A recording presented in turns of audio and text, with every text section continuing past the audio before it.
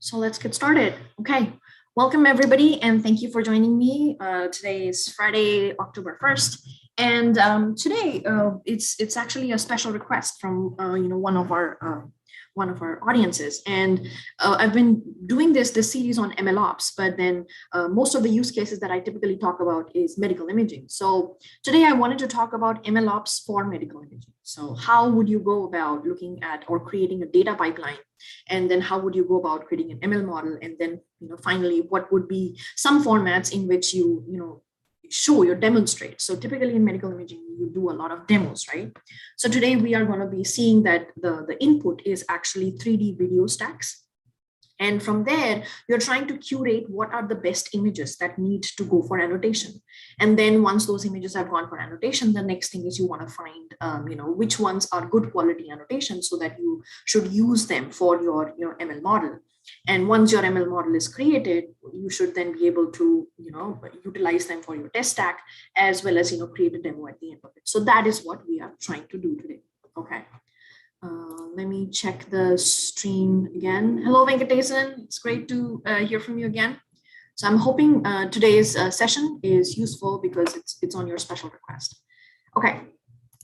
So I will share my screen. Okay. So this is the folder that I have created for today's example. And here you see Cirrus. This is a kind of an OCT stack. And I will show you what this OCT image stack looks like in a minute. And these are all B scans. So here you see, you can literally go through them. And this is the third dimensional. So these are the retinal layers underneath the surface. And here you see you can have underlying cysts that may show up from time to time. So the goal here is to isolate or segment the interretinal cysts that appear. And of course, if it's a volumetric stack, you will see these cysts slowly growing, and then they will they will converge. So typically, what will happen in medical image, the publicly available data sets, you will have these frames already given to you. However, if you are working off of raw data, then you might literally have a MP4 file, which you might have to first parse out to get all of the different frames.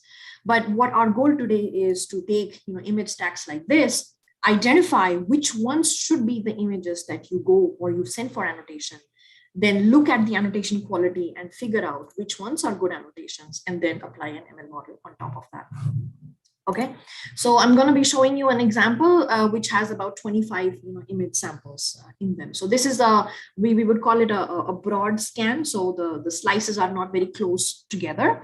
But again, if you have a thin slice, ideally, if you have very small interretinal cysts, in those cases, the scans are much more closer together. All right. So this is the code that I have built for this. So let me first make it larger. Okay, so let's dig right away. So the first step, what we are doing is we are mounting the drive. So all of the data, I've already made it available on my Google Drive, and that's what I am mounting at the moment. So this will ask me to authenticate, and that's what I'm doing. And once I copy paste, my authentication will be done. Just wait for it.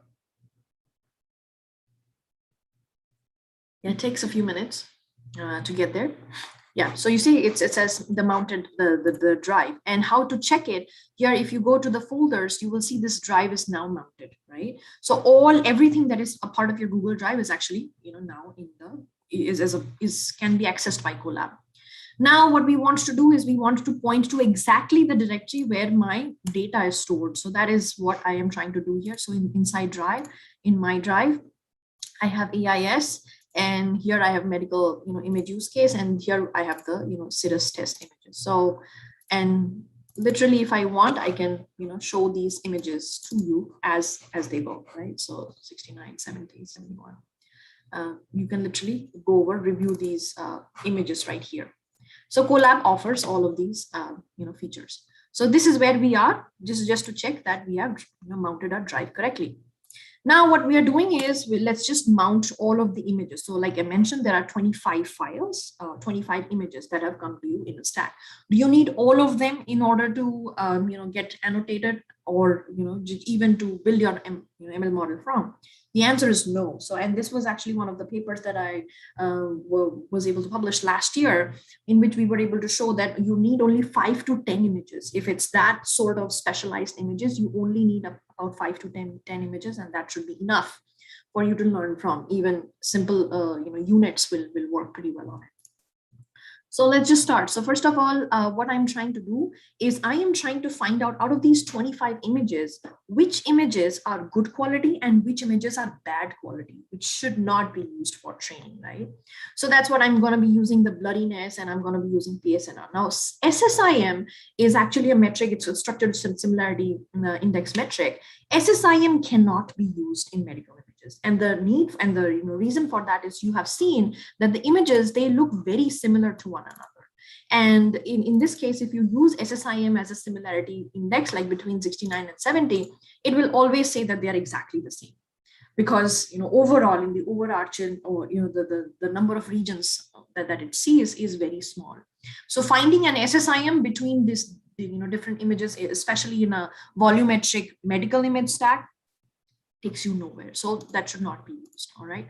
So given that, we are going to be working off of blurriness and PSNR, right? So blurriness is going to tell me how good quality is it. Has it moved too much, or is it does it have the good boundaries? And PSNR is peak signal to noise ratio. Do you have a good background to foreground differentiation? So let's quickly run these functions. And here what I'm going to be doing is this is going to spit out every image number, the blurriness index, and the PSNR, right, as I run through it. And this is, you see here, it's coming up. So all the B-scan, the number, the blurriness index, and the PSNR. Now in these cases, I'm calling it blurriness index, but it's actually the Laplacian index. And Laplacian index, the higher better. So if the number is higher, and even if the PSNR is higher, that means it's a better quality image. Now we are quickly going to be also assessing if what we are seeing is correct or not. So once it finishes running, let's look at the numbers that are super low, because like I mentioned, higher is better. I think it's done now. So let's look at some of the images that have super low Laplacian index. So in this case, you can see definitely 85 is one of them. Then you have 70. Where is 70? Yes, then you see 70 is super low, it's 57. Then you have 88. I had already looked at these images yesterday. And then there is 90 and 91. So 90 and 91, they are also essentially everybody is around 90 or lower. So these are poorer quality images. So let's look at them and let's see what a good quality image is also looking like, right? So 86 is a good quality image. So let's look at them so that we understand what we are talking about. So if we look at 86, so this is what 86 looks like, right? And you see that that the definitions are good. You can definitely see a good defined cystic region in this case. Now let's look at the not so good images, right? So not so good images would be, I mentioned 85. So let's start from 85. So this is 85, and then you have 70. 70 is actually the worst. So let's look at 70 real quick. There you go. And if you go to 69 and versus 70, you will see the difference. So you see, this is definitely more blurry than this one. Here you see that the boundaries are at least somewhat visible, but for 70, it looks like motion blur that appears on top of 70. And that's the reason why 70 is actually bad, is a bad image. Then you can also go to 90 and 91 to get, so 90 and 91. Here you see again, the boundaries are super blurred. So the blurriness index always finds if the foreground boundaries are clear enough or not. And of course, you can change your filter there in order to find this contrast even more with higher definition. But overall, it does a good job of finding which are the images that should not be used for training versus which are the images that should be used for training. All right. And in this case, PSNR is also painting the similar picture. You will see that the factors are very similar. So that's why just going off of the combination of the blurriness index versus the PSNR, we can very easily now say what should be the images that should not be used for my training. So using this, we can definitely, now we have eliminated a certain number of images that are not fit to be used for training. So now you can definitely say you have a few images that have good quality. So let's send them for annotation. And once you have sent them for annotation, now when they come back with annotation, you still need to figure out which ones are the ones that have been well annotated, right? Because you have 2 degrees of freedom that you need to mine for. First is the image quality itself that you already worked on. Second is the quality of the ground truth, so if the person has done a good job or not. And should that be something that your machine learning algorithm should learn from or not, right? So what we do in this case is, first of all, is always qualitative evaluation. So what I'm doing in this case is I'm simply generating an overlay. So let me run a few overlays to see is the quality, good or not. So I'm just taking the original image and I'm overlaying the masks on top of it. So this is just for one image. Now, if I run it for another image, you see here they are able to find some region of interest which you were not able to ideally identify. So this would be a good image for you to use for your machine learning algorithm. And then, so this is just qualitative. You're just looking at it. This is just a way of quickly checking what the overlays are. But now that you've done your qualitative, you can't be sitting and looking at the overlays for all images, correct? So that's why you need some automated way in order to figure out that, these are the images that have relatively high variation in them. So always remember, for deep learning algorithms, you need to learn from images that are significantly dissimilar. If you learn from very similar images, you're actually not learning any new information. The same way it goes with features that are highly correlated. You should throw them away because they are not really bringing you new information. So same, characteristics applies here. You should always train from images that are relatively dissimilar. Now, in order to do that, we have come up with 2 different features here. One is the mean pixel value. So once I have this overlay, what I'm doing is I'm trying to find what are the pixel values of the regions within the overlays, right? So if I have a mean pixel strength and a coefficient of variation is defined as the standard deviation over mean, right? So ideally, coefficient of variation should be low. So if it is low, that means it's a good cystic region, because you see it's a relatively dark region, right? So it should have a low standard deviation. So ideally, you want mean pixel strength to be as similar as possible, and the coefficient of variation should be as low as possible, right? For a good image, for a well annotated image.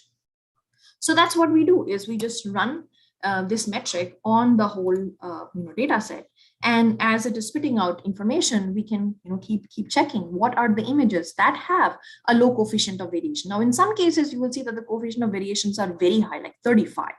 And of course, in this case, it was the extra regions that you were detecting. So scan 98, let's look at scan 98. There you go. And of course, in this case, you see the cyst was actually very small. And then, the regions of interest that the person or the specialist has come up with is something that should be looked at. So you should have some images that have a high coefficient of variation is also allowed. Otherwise, it is always going to learn that a cyst always is well defined and always has very clear fluid inside it, which is not the case. So that's the reason why you literally have to play around with these metrics in order to understand which is the best metric for your use case, right? So some high coefficient of variations should be selected.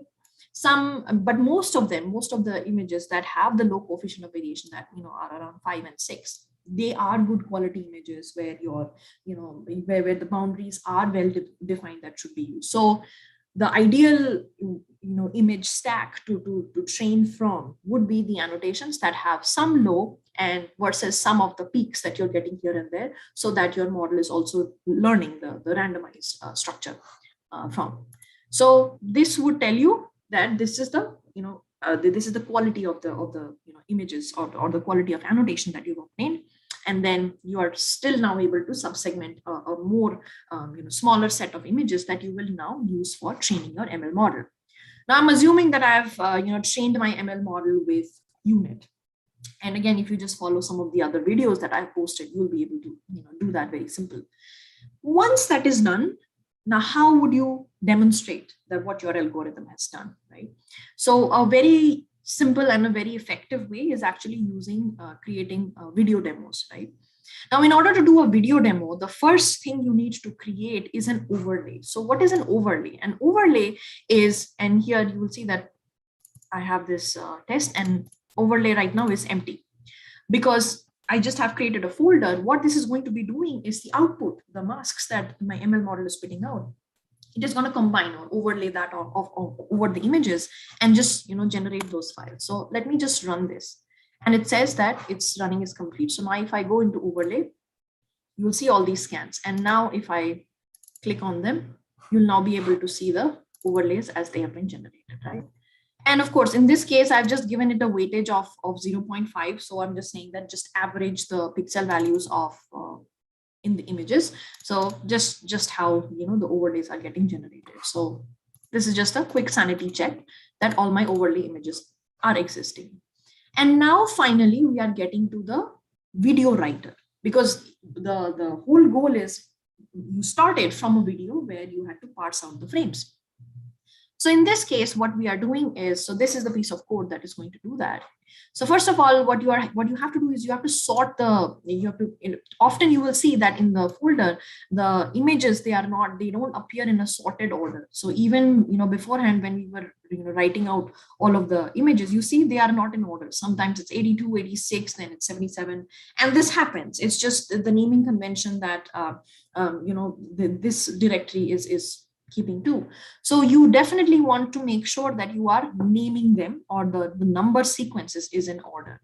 So in order to do that, that is what this particular line is trying to do. So it's trying to sort through all the sequence numbers. So you see it's bscan underscore. So that's the reason why it's the 6 before, and then it's just looking for the numbers and making sure that they are all in order.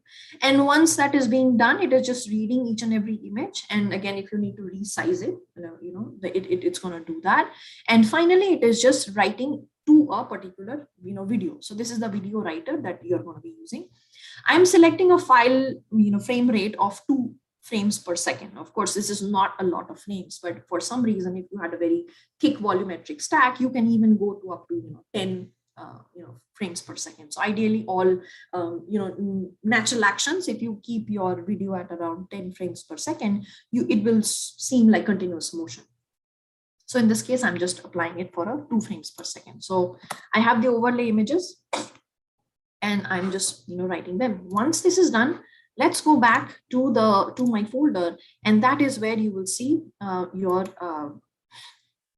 thing has been now created. So I'm inside medical image use case, and you see the video.avi exists here. Now let's play through it. And again, this is a very simple .avi file. There you go.